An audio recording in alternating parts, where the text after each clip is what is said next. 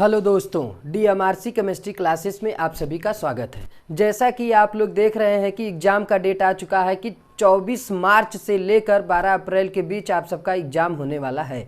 तो कोई नहीं, आप सभी सिलेबस को कुछ न कुछ पढ़ ही चुके हैं। तो यहाँ पर सिर्फ हम वही टॉपिक डिस्कस कर रहे हैं जो ज़्यादातर कन्फ्यूजिंग है, जो कम समझ में आ रहा है। अगर आपको कार्बनिक रसायन में कुछ भी नहीं समझ में आ रहा है तो ये वीडियो आपके लिए है। अगर आप इस वीडियो में अंत तक बने रहेंगे तो आपको कार्बनिक रसायन का एकदम समझ लीजिए मेन पोर्शन जो कार्बनिक यौगिक में है मेनली, वो आपको समझ में आ जाएगा कि कार्बनिक रसायन वास्तव में है क्या। देखिए, कार्बनिक रसायन जो चैप्टर नंबर 4 है, कक्षा 10 विषय विज्ञान का अध्याय नंबर 4 कार्बनिक रसायन। ये कार्बनिक रसायन जो है आपका वेरी इंपॉर्टेंट जो है चैप्टर है। इसमें से हर बार क्वेश्चन बनता है। 5 से 7 नंबर, 8 नंबर का केमिस्ट्री का लगभग 20 नंबर का प्रश्न आता है, जिसमें से 7 से 8 नंबर का क्वेश्चन इसी से बन जाता है, कार्बनिक रसायन। तो चलिए बात करते हैं कार्बनिक रसायन के बारे में। कार्बनिक रसायन वास्तव में है क्या। पहले तो पढ़ रहे थे कि रसायन क्या है। तो रसायन क्या था कि किसी पदार्थ के संगठन, संरचना और उसके रासायनिक अभिक्रियाओं के अध्ययन को हम क्या कह देते हैं, रसायन विज्ञान। अब रसायन विज्ञान में विज्ञान कौन सा है, कार्बनिक रसायन या कार्बन रसायन कह लीजिए, या कार्बनिक रसायन। कार्बनिक रसायन वैसे चैप्टर का नाम है कार्बनिक रसायन। वास्तव में कार्बनिक रसायन है क्या। कार्बनिक रसायन रसायन विज्ञान की एक शाखा है जिसके अंतर्गत कार्बन से संबंधित यौगिकों के बारे में पढ़ा जाता है। किससे संबंधित, कार्बन से संबंधित यौगिकों के बारे में पढ़ा जाता है। तो चलिए सबसे पहले पढ़ लेते हैं कार्बनिक यौगिक में कौन मेन एलिमेंट, मेन हीरो कौन है, किसका रोल है। तो मेन रोल है किसका, कार्बन का। तो कार्बन का संकेत क्या होता है, C, और इसका परमाणु क्रमांक कितना होता है, 6। ये आप जान रहे होंगे। कार्बन का जो है संकेत होता है कैपिटल C और उसका परमाणु क्रमांक कितना है, 6। चलिए आगे बढ़ेंगे तो जैसे ही कार्बन के बारे में डिटेल करेंगे तो कार्बन का सबसे पहले देखिए, किसी भी तत्व के बारे में जानकारी कहाँ से मिलती है, उसके इलेक्ट्रॉनिक विन्यास से। अगर उसका इलेक्ट्रॉनिक विन्यास कर लीजिए तो आपको पता हो जाएगा कि उसकी संयोजन क्षमता कितनी है, यानी कितने तत्वों के साथ किस प्रकार से ये जुड़ेगा। तो सबसे पहले कार्बन का हम क्या कर लेते हैं, कार्बन का कर लेते हैं इलेक्ट्रॉनिक विन्यास। इलेक्ट्रॉनिक विन्यास अगर हम कार्बन का करें तो इलेक्ट्रॉनिक विन्यास आपने कक्षा 9 में पढ़ा होगा, बोर और बरी का नियम। किसका नियम, बोर और बरी का नियम। बोर और बरी के नियम में कहा गया था कि कोषों की संख्या K, L, M और N होती है। अब यहाँ पर हमारा कार्बन का परमाणु क्रमांक कितना है, कार्बन का परमाणु क्रमांक है 6।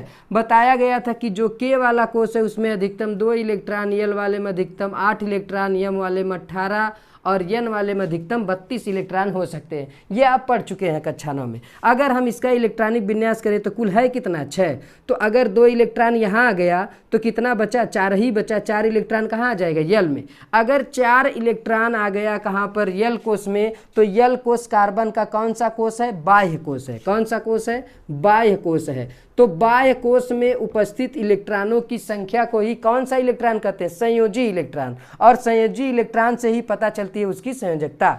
अब यहाँ पर देखिए, इसके बाह्य कोष में 4 इलेक्ट्रॉन है और किसी भी तत्व का ये एक जो है प्रायोरिटी होती है, क्वालिटी होती है कि वो अष्टक नियम को क्या करना चाहता है, पूरा करना चाहता है। अर्थात अगर इसके बाह्य कोष में 4 इलेक्ट्रॉन है तो वो कितना बनाना चाहता है, 8। अर्थात इसको 8 इलेक्ट्रॉन बनाने के लिए किसी अन्य परमाणु के साथ, चाहे कार्बन का परमाणु हो, चाहे हाइड्रोजन का, चाहे ऑक्सीजन का, नाइट्रोजन का, किसी का भी परमाणु हो, उसके साथ क्या करता है, ये साझेदारी द्वारा बंध बना लेता है और अपने बाह्य कोष में कितना बनाना चाहता है, 8 इलेक्ट्रॉन। तो कार्बन के बारे में इतना मिल गया कि कार्बन का संकेत C, परमाणु क्रमांक 6, इलेक्ट्रॉनिक विन्यास हुआ तो बाह्य कोष में 4 इलेक्ट्रॉन। अर्थात इसकी संयोजकता कितनी हो गई, इसकी संयोजकता हो गई 4, यानी कार्बन की संयोजकता है 4।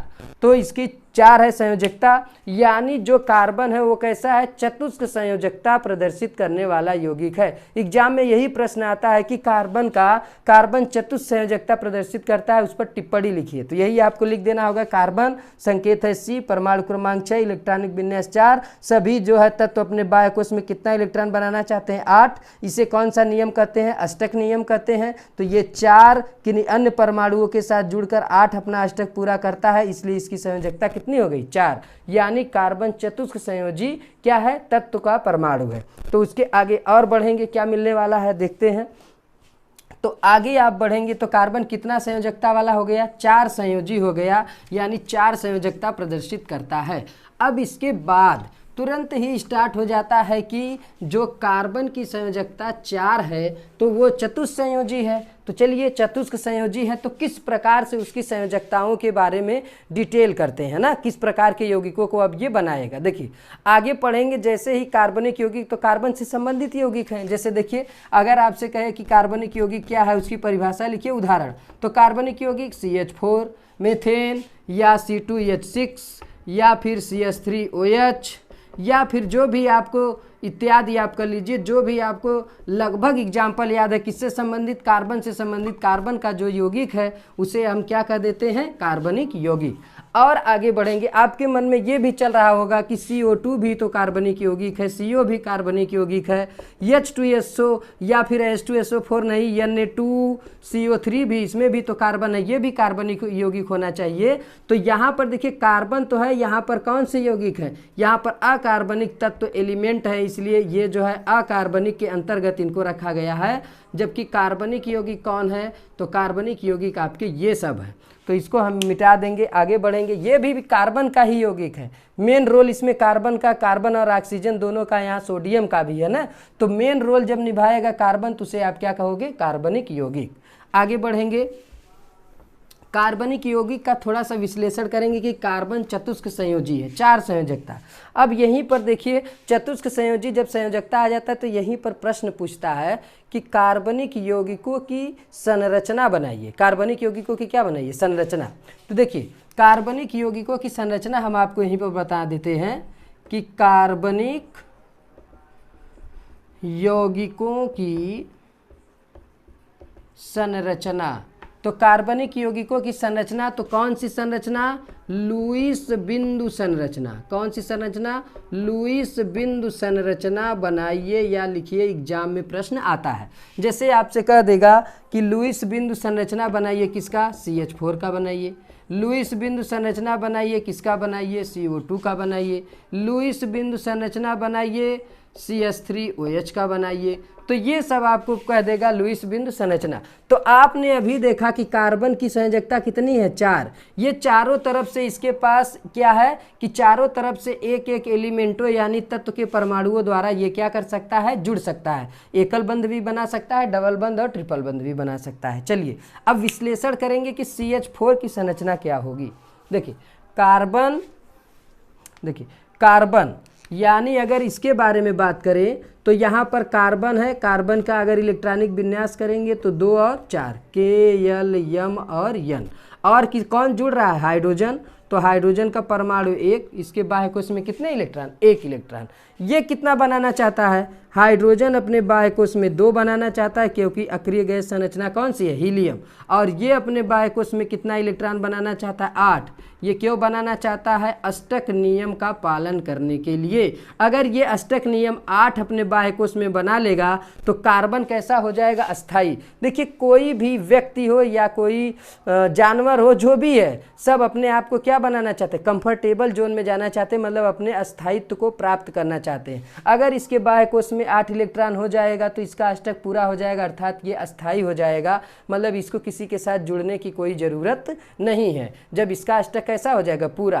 तो यहाँ पर देखेंगे CH4 के बारे में, हाइड्रोजन के बाह्य कोश में 1 इलेक्ट्रॉन, कार्बन के बाह्य कोश में कितने इलेक्ट्रॉन, 4 इलेक्ट्रॉन। अब इसकी हमें बनानी है संरचना। तो संरचना हम आपको यहीं पर बनाकर दिखा देते हैं, इसके बगल में। इसको थोड़ा सा मिटाएंगे। देखिए यहाँ पर अगर इसकी हम संयोजकता को बनाएं तो कार्बन हो गया। अब देखिए लुईस बिंदु संरचना में क्या, एक चीज़ और ध्यान दीजिए, लुईस बिंदु संरचना में परमाणुओं को डॉट या क्रॉस द्वारा दिखाते हैं। किसके द्वारा, या तो डॉट के द्वारा या तो फिर क्रॉस के द्वारा दिखाते हैं। ये थोड़ा सा इंपॉर्टेंट है, इसको याद रखिए। किसी को भी, चाहे आप कार्बन का डॉट बना लो चाहे हाइड्रोजन का। तो कार्बन का हम डॉट बना लेते हैं। तो कार्बन के बाह्य कोश में कितना इलेक्ट्रॉन है, देखिए कार्बन के बाह्य कोश में 4 इलेक्ट्रॉन। तो 1 इलेक्ट्रॉन यहाँ, 1 इलेक्ट्रॉन यहाँ, 1 इलेक्ट्रॉन यहाँ, 1 इलेक्ट्रॉन यहाँ, 4 इलेक्ट्रॉन हो गया किसका, कार्बन का। अब कार्बन क्या करता है, अपना अष्टक पूरा करना चाहता है, अर्थात इसको 4 इलेक्ट्रॉन चाहिए। तो कितने जुड़े हुए हैं हाइड्रोजन, हाइड्रोजन जुड़े हैं 4। तो एक हाइड्रोजन यहाँ से आएगा कितना इलेक्ट्रॉन लेकर, एक इलेक्ट्रॉन। एक हाइड्रोजन यहाँ से आएगा कितना इलेक्ट्रॉन लेकर, एक इलेक्ट्रॉन। ये एक हाइड्रोजन एक इलेक्ट्रॉन, और ये हाइड्रोजन भी कितना इलेक्ट्रॉन लेकर आएगा, एक। अब देखिए जरा क्या होने वाला है कि कार्बन एक इलेक्ट्रॉन देगा हाइड्रोजन को, हाइड्रोजन एक इलेक्ट्रॉन देगा कार्बन को। तो हाइड्रोजन की अष्टक क्या हो गई, पूरा। हाइड्रोजन को कितना बनाना था, 2। ये देखिए हाइड्रोजन ने हर तरफ से कितना बना लिया, हाइड्रोजन ने अपना पेट भर लिया, इसका अष्टक कैसा हो गया, पूरा। तो कार्बन भी कहेगा कि भैया हम भी आपको एक एक इलेक्ट्रॉन दिए हैं तो आप भी एक एक इलेक्ट्रॉन दीजिए, क्योंकि यहाँ पर जो बंध बनता है सहसंयोजक बंध बनता है, और सहसंयोजक बंध का मतलब होता है साझेदारी का बंध। जैसे साझेदारी में बिजनेस नहीं स्टार्ट करते हैं, 2 लोग हैं, कहेंगे भैया 10 रुपये तुम लगाओ, या फिर बड़ा बिजनेस कहेंगे 1 लाख तुम लगाओ 1 लाख हम लगा रहे हैं, लगाकर बिजनेस को स्टार्ट करेंगे, फिर जो इनकम होगा उसमें अपना बांट लेंगे। तो वैसे ही हाइड्रोजन अगर एक इलेक्ट्रॉन दे रहा है तो कार्बन भी अपना एक देगा। तो ये सब क्या कर रहे हैं, साझेदारी। एक इलेक्ट्रॉन हाइड्रोजन को मिला तो हाइड्रोजन ने भी एक दिया, कार्बन ने इस हाइड्रोजन को एक दिया तो इसने भी एक दिया।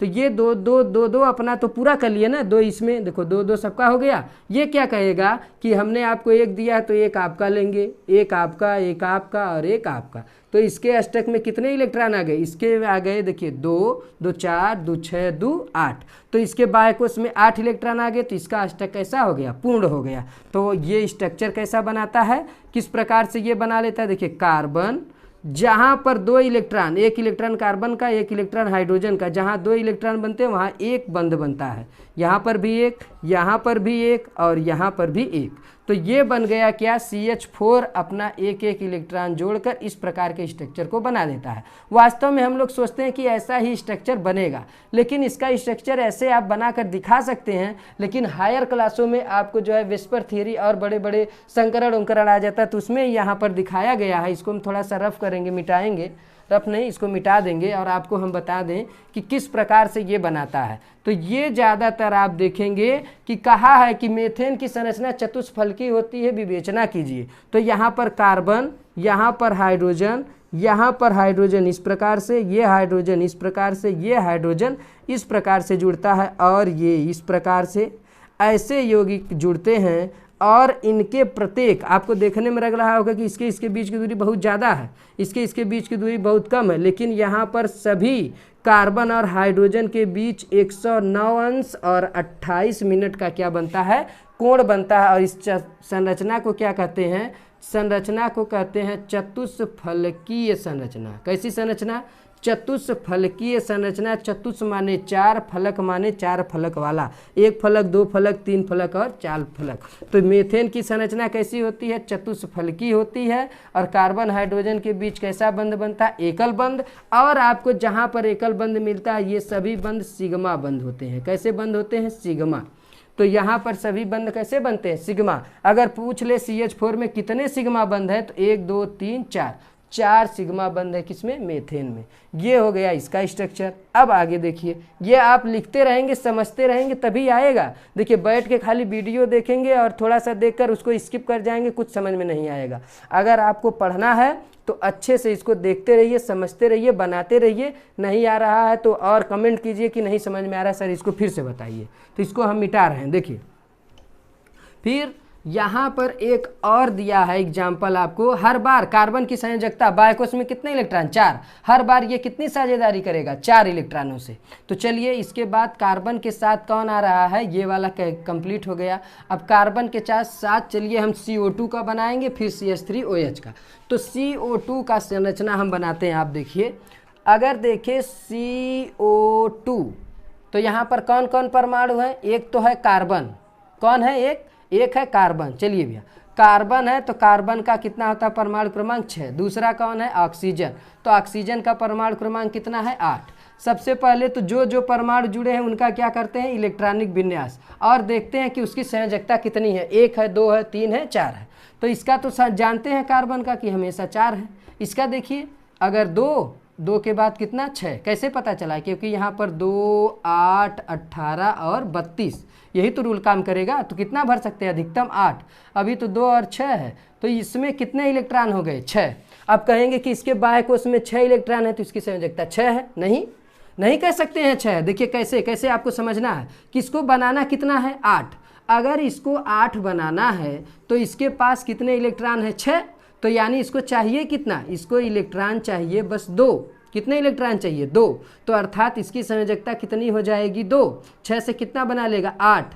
आप देखेंगे ना संयोजकता हमेशा 1 से लेकर 4 तक बढ़ती है। 1 से लेकर 4 तक क्या होती है, बढ़ती है।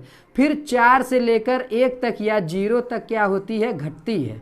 अगर आप चाहें तो देख लीजिएगा, किसी भी जितने भी एलिमेंट जानते हैं उसकी संयोजकता देखेंगे ज़्यादातर 1 से 4 तक बढ़ेगी। किसमें, एस ब्लॉक और पी ब्लॉक में। डी ब्लॉक और एफ ब्लॉक में संयोजकता परिवर्तित होती रहती है। डी और एफ ब्लॉक को नहीं कहेंगे। एस और आप पी ब्लॉक देख सकते हैं, उसमें संयोजकता 1 से लेकर 4 तक बढ़ेगी, फिर 4 से लेकर 0 तक घटेगी। तो यहाँ पर आपको देखिए ना, यहाँ 6 है और इसको अपना बक्सा, अपना डब्बा, अपना पेट भरने के लिए खाली 2 इलेक्ट्रॉन चाहिए। जब 2 ही इलेक्ट्रॉन चाहिए तो संयोजकता भी कितनी होगी, 2। जबकि इसकी कितनी है, इसकी है 4, क्योंकि इसको 8 बनाने के लिए कितना चाहिए, इसको 8 बनाने के लिए अभी भी 4 चाहिए, 4 इलेक्ट्रॉन। जबकि इसको कितना चाहिए, 2 इलेक्ट्रॉन। तो चलिए कार्बन को बनाते हैं। कार्बन के पास भैया कितना इलेक्ट्रॉन है, इधर बनाएंगे जैसे आपको एक ही लाइन में सब कंप्लीट हो जाए। देखिए कार्बन के पास है भैया 4, तो ये हो गया 1 इलेक्ट्रॉन, ये हो गया 2, ये हो गया 3, ये हो गया 4। ये हो गया ऑक्सीजन। ऑक्सीजन कै ठो लगा है, 2 ठो, तो 1 ठो आगे लगा दीजिए, 1 ठो पीछे लगा दीजिए। अब कहेंगे आगे पीछे लगाएंगे तभी ना जुड़ेंगे। यहाँ पर देखिए ये क्रॉस वाला कै ठो लगाना है, 6 ठो, और इसके पास भी कै ठो लगाना है, 6 ठो। अभी देखिए साझेदारी वरी नहीं हो रही है, ये सबका अपने अपने पास पैसा है। इसका ऑक्सीजन का जो भी 6 लाख रुपया इसके पास 4 लाख, इसके पास 6 लाख। अब ये लोग क्या करेंगे कि कह रहे हैं कि हम लोग साझेदारी करेंगे, जिससे ये 2 इलेक्ट्रॉन का साझेदारी करेगा, क्योंकि इसके में 6 है और चाहिए कितना, 2। तो 2 इलेक्ट्रॉन ये देगा, तो कार्बन से कितना इलेक्ट्रॉन लेगा, 2 इलेक्ट्रॉन लेगा। ये भी क्या करेगा, ये भी 2 इलेक्ट्रॉन देगा, 2 इलेक्ट्रॉन इससे लेगा। तो साझेदारी किस प्रकार से होगी, देखिए आगे देखेंगे तो साझेदारी इस प्रकार से होगा कि कार्बन ने अपना 2 इलेक्ट्रॉन इधर बढ़ाया कि लो भैया तुम्हारा 2 अष्टक पूरा हो जाए। तो ऑक्सीजन ने क्या कहा, ऑक्सीजन ने भी 2 इलेक्ट्रॉन दिया, क्योंकि यहाँ साझेदारी हो रही ना, बराबरी बराबरी पर देना पड़ेगा। यहाँ पर कौन है, ऑक्सीजन। इस ऑक्सीजन को इस कार्बन ने 2 इलेक्ट्रॉन लिया, भैया तुम भी 2 ले लो, तो ये भी 2 इलेक्ट्रॉन दिया। ये अपना 2 इलेक्ट्रॉन देगा, तो इसके पास कितना बचेगा, 4 तो बचेगा ना। तो अब देखिए क्या करेगा, ये इसके पास 6 है, तो 2 इलेक्ट्रॉन ले लिया कार्बन से बहका के, तो कितना हो गया, 8। ये बहका कर इससे ले लिया, तो ये कितना हो गया, 8। लेकिन ये बहक नहीं रहा है, ये कह रहा है कि 2 इलेक्ट्रॉन देंगे तो 2 इलेक्ट्रॉन लेंगे। तो जब 2 इलेक्ट्रॉन इससे ले लेगा तो 2 इलेक्ट्रॉन इसका, 2 इलेक्ट्रॉन इसका, तो 4 4 8, 8 इलेक्ट्रॉन इसका पूरा हो गया, 8 इलेक्ट्रॉन इसका भी पूरा हो गया। तो देखिए साझेदारी में कितने इलेक्ट्रॉन है, 4 इलेक्ट्रॉन। जब 2 इलेक्ट्रॉन रहते थे तो कितना बंद बनता था, सिंगल बंद। अभी जब इलेक्ट्रॉन है तो ये कैसा बंद बनेगा, डबल बंद O, यहाँ से डबल बंद O। अब आप कंफ्यूज होंगे कि डबल बंद कैसे बन गया। तो जब 1 इलेक्ट्रॉन रहते थे तो 1 बंद बनता था, 2 इलेक्ट्रॉन है तो कैसा बंद बनेगा, डबल बंद। ये हो गया आपका CO2 का क्या, CO2 की हो गई संरचना। CO2 की संरचना इस प्रकार से आप बनाएंगे, लुईस बिंदु संरचना। दरवाजा बंद कर दो भाई। लुईस बिंदु संरचना, आगे बढ़ेंगे, इसको मिटाते हैं। आप लोग लिखते रहेंगे, समझते रहेंगे, तभी जो है समझ में आएगा, नहीं तो समझ में आएगा नहीं। लिखते रहिए, समझते रहिए और बनाते रहिए। तो इसको मिटा रहे हैं, आप बना चुके होंगे, बना लीजिएगा। फिर इसी प्रकार से आगे बढ़ेंगे तो आप बनाइए, जैसे CH3 और कौन था, OH, CH3 और OH। अभी देखिए यहाँ पर कौन कौन से, पहले देखिए कौन कौन एलिमेंट हैं, इसमें कौन कौन से तत्व हैं। कार्बन है, हाइड्रोजन है, ऑक्सीजन है, हाइड्रोजन है। तो कुल मिला के 3 तत्व हैं, कार्बन, ऑक्सीजन और हाइड्रोजन। तो देखिए ज़रा, कार्बन और ऑक्सीजन का हमने यहाँ पर बनाया हुआ है, सिर्फ हाइड्रोजन का इसके पहले बना दिए थे, लाओ फिर से बना देते हैं। किसके बारे में पढ़ना है, CH3OH के बारे में पढ़ना है। तो कार्बन हो गया, हाइड्रोजन 4 रहे चाहे 5, संयोजकता तो एक ही दिखाएगा। तो यहाँ पर ले लेते हैं हाइड्रोजन। हाइड्रोजन का परमाणु क्रमांक 1, इसके बाह्यकोश में 1 इलेक्ट्रॉन। ये 8 नहीं बनाना चाहता, ये कहता मुझे 8 नहीं खाली 2 बनाना है, तो 1 इसमें ऐड हो जाएगा, तो कितना हो जाएगा, 2। ये चाहता है कि इसके बाह्यकोश में 8 इलेक्ट्रॉन हो, तो इसमें कितना ऐड होता है, 2, तब ये बनाता है 8। और इसमें अगर 4 इलेक्ट्रॉन ऐड होते हैं तो ये बनाता है 8। ये दोनों 8 चाहते हैं, ये कहता है भैया हमको 8 नहीं चाहिए, हमको खाली 2 इलेक्ट्रॉन चाहिए। यानी बाह्यकोश में कितना इलेक्ट्रॉन, खाली 2 इलेक्ट्रॉन हो जाए, हमारा काम हो जाएगा, क्योंकि हमें ज़्यादा नहीं चाहिए, वो लालची नहीं है, बस 2 चाहिए। तो चलिए, तो यहाँ पर अगर हम देखें कि कार्बन, हाइड्रोजन, ऑक्सीजन इतने एलिमेंट है, किसको कहाँ रखें, तो मेन रोल किसका है, मेन हीरो कौन सा है, मेन हीरो है भैया कार्बन। तो अगर कार्बन मेन हीरो है, मेन रोल उसका है, तो कार्बन को यहाँ रखिए। कार्बन के पास कितने इलेक्ट्रॉन, 4 इलेक्ट्रॉन, लीजिए 1 इलेक्ट्रॉन, 2 इलेक्ट्रॉन, 3 इलेक्ट्रॉन, 4 इलेक्ट्रॉन। ठीक, कार्बन के बगल में किसी को लगा दीजिए, मान लीजिए ऑक्सीजन है, ऑक्सीजन के पास कितने इलेक्ट्रॉन, 2, 2 4, 4 2 6। हाइड्रोजन कितने हैं, 3 ठो हाइड्रोजन है, 3 नहीं 4 हैं। मान लीजिए एक हाइड्रोजन यहाँ पर जुड़ता है, ये गोलाकार जुड़ेगा, ये गोलाकार, ये गोलाकार, और एक हाइड्रोजन मान लीजिए इधर जुड़ जाता है चौथा, ये हो गया गोलाकार। यानी जो डॉट वाला है वो कार्बन का, जो गोलाकार है वो हाइड्रोजन का, जो क्रॉस है वो किसका, ऑक्सीजन का। अब आप यही सोच रहे होंगे कि हम यहाँ हाइड्रोजन लगा दिए, ऑक्सीजन को यहाँ लगा दिए, ऐसे कैसे कर लिए, हाइड्रोजन को तो कार्बन भी 2 ठो दे सकता था। तो यहाँ पर देखिए, यहाँ पर दिया हुआ है CH3 और OH, माने पहले कार्बन से कितने H लगे हैं, 3, तो पहले कार्बन से कितने H लगा दिए, 3, फिर O लगा है, O लगाइए, फिर क्या लगा है, H, तो H को लगा दीजिए, सीधे सीधे समझ में तो आ ही रहा है। अब साझेदारी कैसी होगी, चलिए, एक एक इलेक्ट्रॉनों की साझेदारी हाइड्रोजन का पूरा, एक एक की साझेदारी हाइड्रोजन का पूरा, लेकिन यहाँ पर हम कंप्लीट नहीं करेंगे, यहाँ पर रहने देते हैं। हम आपको दिखाते हैं कि इलेक्ट्रॉन कैसे आप अपना ये लोग इलेक्ट्रॉनों का आदान प्रदान करते हैं, मतलब साझेदारी कैसे करते हैं।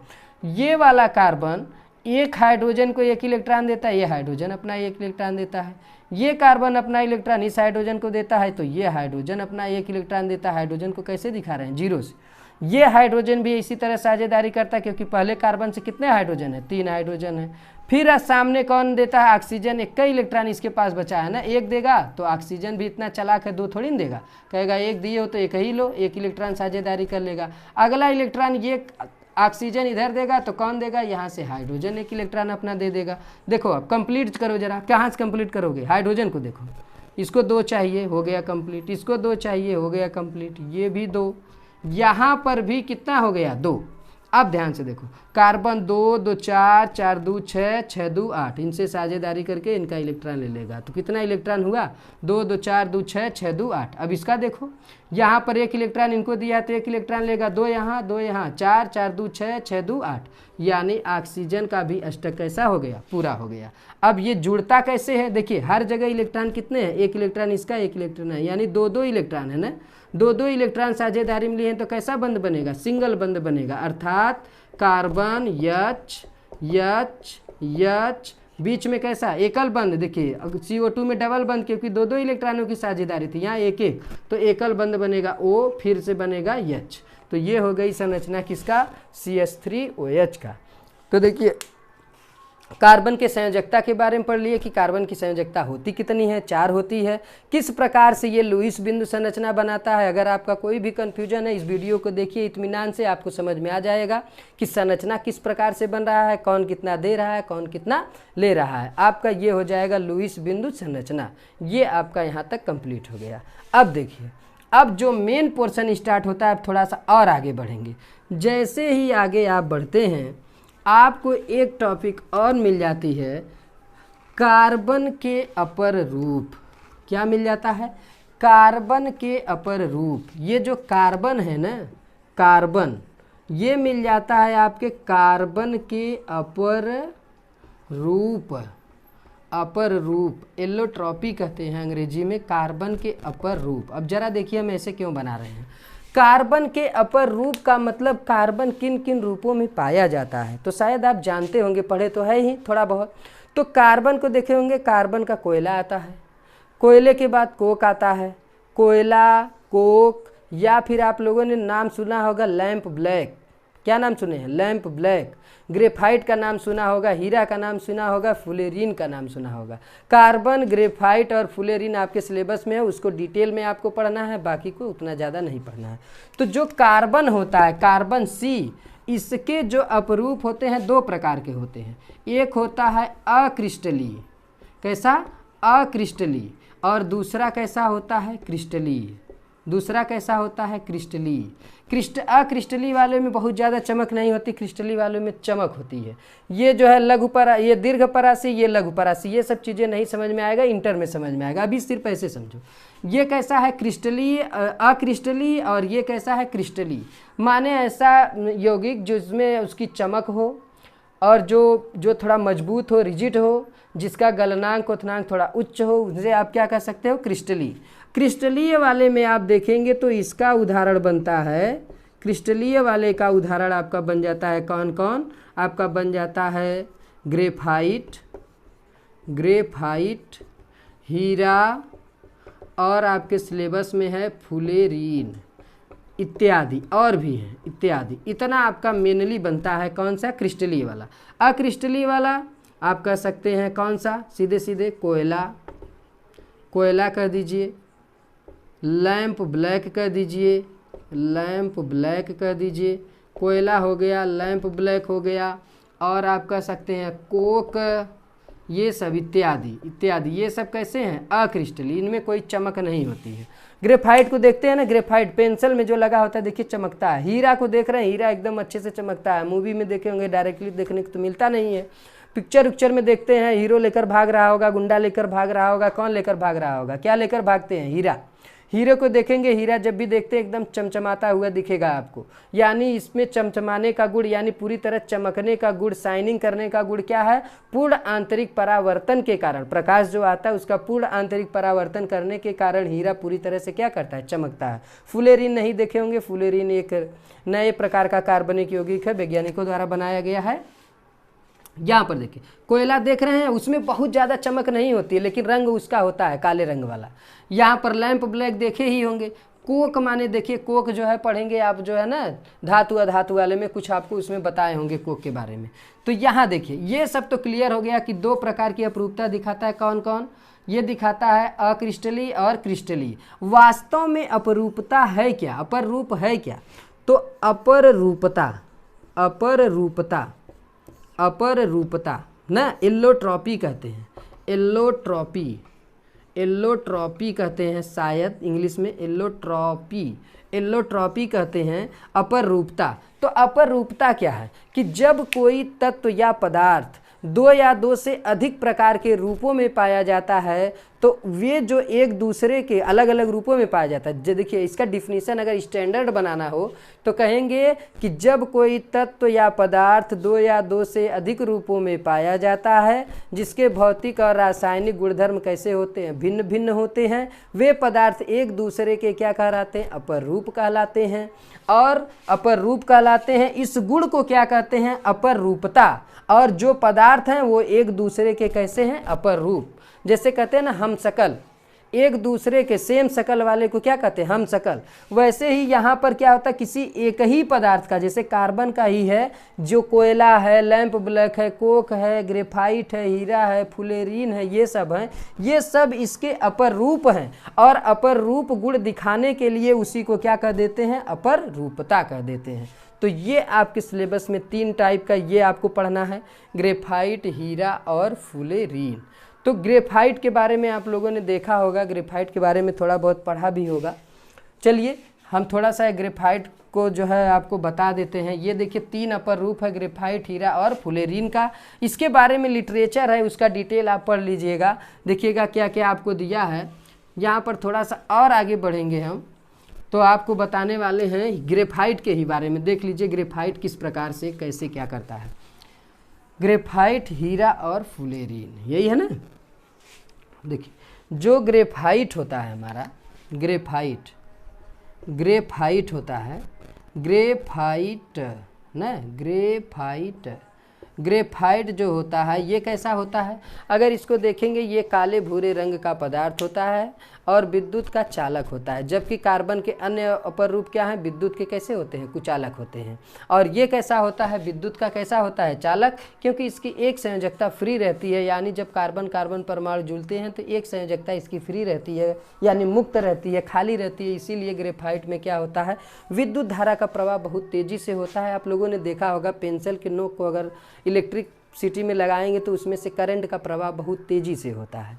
तो यहाँ पर ग्रेफाइट के बारे में डिटेल है कि ग्रेफाइट का पूछता है कि ग्रेफाइट पर टिप्पणी लिखिए, तो कहेंगे ग्रेफाइट कैसा है। ग्रेफाइट कार्बन का एक अपर रूप है जो कैसा होता है, काले भूरे रंग का होता है। इसका गलनांक और क्वथनांक हीरा से क्या होता है, कम होता है, नरम होता है, तोड़ देंगे, ये मुलायम होता है। मुलायम होने का कारण क्या है कि इसके बीच इसका एक कार्बन का जो संयोजकता है वो मुक्त रहती है और एक दूसरे पर परत बाई परत, लेयर बाई लेयर क्या रहते हैं, जुड़े रहते हैं। इसीलिए ये कैसा होता है, नर्म और मुलायम होता है। अगर इसके ऊपरी परत को छुएं तो फिसलन महसूस होती है, क्योंकि इसके जो तल होते हैं आपस में फिसलते हैं। आप ये नहीं कहोगे कि 2 ठो राड है, 3 ठो राड है, एक ठो फिसल जाएगा तो कैसे इतना जल्दी पता चलना चाहिए, टूट जाना चाहिए ना।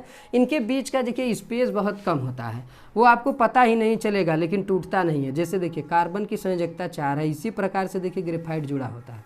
आप लोगों ने पढ़ा भी होगा, ये ग्रेफाइट इस प्रकार से जो है जुड़ा हुआ रहता है। यहाँ पर सिर्फ देखिए हम जो है आपको प्रैक्टिस करवा रहे हैं कि किस प्रकार से क्वेश्चंस को आप हल करेंगे, कौन कौन से क्वेश्चंस आपको बन के मिल सकते हैं। और यहाँ पर डिटेल हम जो है स्टार्ट करेंगे, जब अपना पूरा सिलेबस तो स्टार्ट करेंगे तो 1 बाई 1 सबको पढ़ाएंगे। यहाँ पर ऐसे आपने देखा होगा कि ग्रेफाइट का स्ट्रक्चर ऐसे बनता हुआ आपको मिला होगा, ये ऐसे बना सकते हैं। इसके ऊपर एक लेयर हो गया तो दूसरी लेयर इसके ऊपर बना दीजिए। ये ऐसे इसकी लेयर को आप सजा सकते हैं, बना सकते हैं। ये ऐसे एक लेयर बना दीजिए, ये यहाँ पर एक लेयर आप ऐसे बना लीजिए, ये यहाँ पर एक लेयर ऐसे आप कंप्लीट कर सकते हैं। इसके बाद ये ऐसे बना लीजिए, ये यहाँ से मान लीजिए एक लेयर इसके ऊपर, एक लेयर इसके नीचे भी बना सकते हैं आप। जितना आपको लगे कि हमारा जो है बहुत सुंदर बन गया है चित्र, उतना सुंदर आप बनाने के लिए आप जो है कार्बन के अपर रूप को इधर उधर करके आप स्ट्रक्चर ऐसे कम ज़्यादा बना सकते हैं। इसमें कोई जो है वो नहीं है कि ये गलत होने वाला है, ये आप बना सकते हैं आसानी से। ये ऐसे बना दीजिए। अब देखिए क्या करते हैं कि इसके बंधों को दिखाते हैं कि ये बंध आपस में क्या होते हैं, एक दूसरे से कनेक्ट होते हैं, एक दूसरे से ये कनेक्ट रहता है। लेकिन ये इनके बीच क्या होता है, फिसलन बहुत तेज़ी से होता है, क्योंकि इनकी परत आपस में क्या होती है, लगातार फिसलती रहती है एक दूसरे के ऊपर। ऐसे इसको कनेक्ट कर सकते हैं। अगर यहाँ पर कोई यौगिक है तो ऐसे कनेक्ट कर दीजिए। अब यहाँ पर क्या होता है कि ये हो गया हमारा ग्रेफाइट का स्ट्रक्चर। ग्रेफाइट के स्ट्रक्चर में अगर देखेंगे तो इसकी जो डिस्टेंस होती है 3.14 एंगस्ट्रॉम होती है। यहाँ एक कोर से लेकर दूसरे कोर तक का अगर देखें, एक प्लेट से दूसरे प्लेट तक की दूरी 3.14 एंगस्ट्रॉम होती है। और किसी एक लेंथ को अगर देखेंगे तो 1.14 या 4 एंगस्ट्रॉम के लगभग बराबर होती है एक लेंथ इसकी। तो ये हो गया आपका ग्रेफाइट की क्या हो गई, संरचना। ग्रेफाइट की क्या हो गई, संरचना। ग्रेफाइट के बारे में डिटेल आप पढ़ लीजिएगा। ग्रेफाइट अपवाद में गिना जाता है। अपवाद किस बात का है, ग्रेफाइट अपवाद ये है कि ये सभी इसके अपर रूप कार्बन के कैसे होते हैं, विद्युत के कुचालक, लेकिन ये विद्युत का क्या होता है, सुचालक होता है। विद्युत धारा का प्रवाह बहुत तेज़ी से होता है, उसका कारण है उसका एक फ्री इलेक्ट्रॉन होता है। और ये इसकी एक प्रॉपर्टी है, ये बहुत मुलायम होता है, जबकि कार्बन का और रूप मुलायम है, मुलायम होता है। जबकि कार्बन का एक और अपर रूप है हीरा, जो कि लगभग सबसे कठोर पदार्थ है, जबकि ग्रेफाइट क्या है, सबसे नरम। कोयला देख रहे हैं, ये सब देख रहे हैं, सब कैसे होते हैं, मजबूत, लेकिन ये क्या है, बहुत ही नरम, सुचालक, बहुत ही मुलायम होता है। तो ये क्या है, ये इसका अपवाद में गिना जाता है। तो इस प्रकार से ग्रेफाइट हो गया। इसी प्रकार से आप हीरा और फुलेरीन को देख लीजिएगा। चलिए हम ग्रेफाइट को बता दिए हैं आज, कल आपको जो है हीरा और फुलेरीन के बारे में डिटेल बता देंगे, किस प्रकार से इसमें से प्रश्न बनेगा। धन्यवाद।